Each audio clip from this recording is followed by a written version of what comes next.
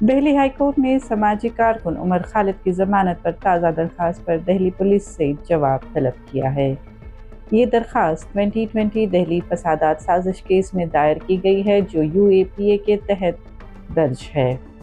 Justice پرتیبھا M Singh اور justice وکاس مہاجن پر مشتمل bench نے دہلی پولیس کو نوٹس جاری کرتے ہوئے 2 ہفتوں کے اندر جواب داخل کرنے کی ہدایت دی ہے۔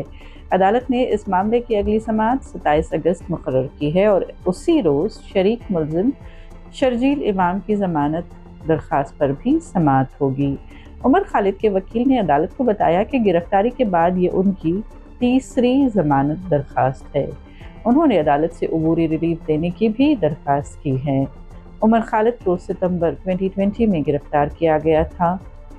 ان پر الزام ہے کہ وہ فروری 2020 میں دہلی فسادات کے مبینہ اہم سازشیوں میں شامل تھے۔ ان فسادات میں 53 افراد ہلاک اور 700 سے زائد افراد زخمی ہو گئے تھے۔ یہ فسادات شہریت ترمیم قانون اور NRC کے خلاف احتجاج کے دوران ہوئے تھے۔ عمر خالد کی تازہ ضمانت درخواست کو 4 جولائی کو ٹرائل کورٹ نے مسترد کر دیا تھا۔ عدالت نے اپنے فیصلے میں 5 جنوری 2025 کے سپریم کورٹ کے حکم کا حوالہ دیا تھا۔